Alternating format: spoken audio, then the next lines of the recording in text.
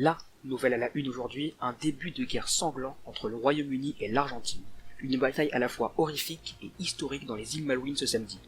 Mais alors, pourquoi cette guerre a-t-elle eu lieu et que s'est-il vraiment passé?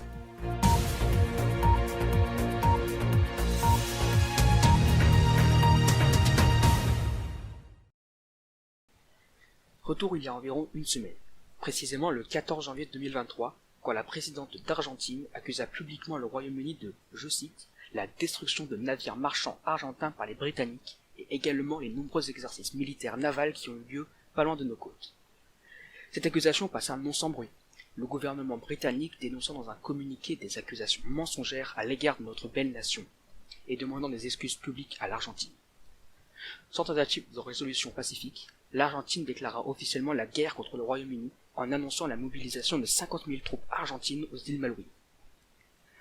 Le roi Andrew I demanda une médiation des Nations Unies, mais, sans diplomatie possible avec l'Argentine, la bataille prit finalement place le samedi 21 janvier 2023. En face.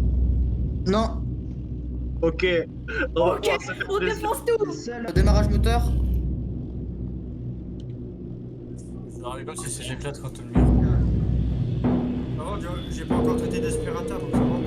Là, Je fais rien. Avancez, j'ai rien.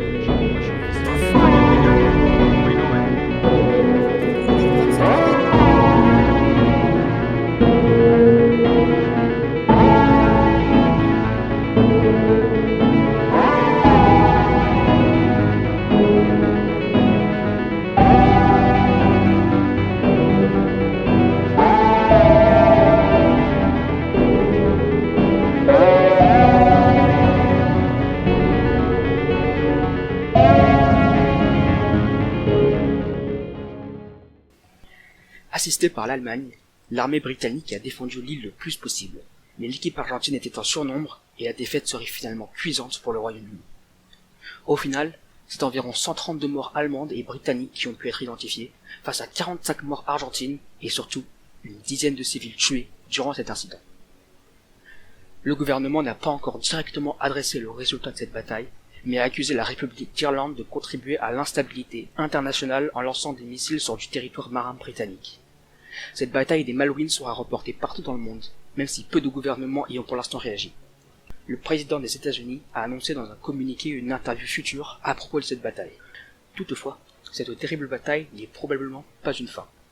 Aucune des nations au sein de ce conflit n'a annoncé arrêter le combat, et nous pouvons espérer un retour en force du Royaume-Uni sur une bataille prochaine. BBC News s'engage à suivre de près les événements arrivants. Vous pourrez retrouver les actualités les plus récentes sur notre serveur Discord salon Flash Info. C'était James Anderson pour BBC News. Passez une très bonne soirée.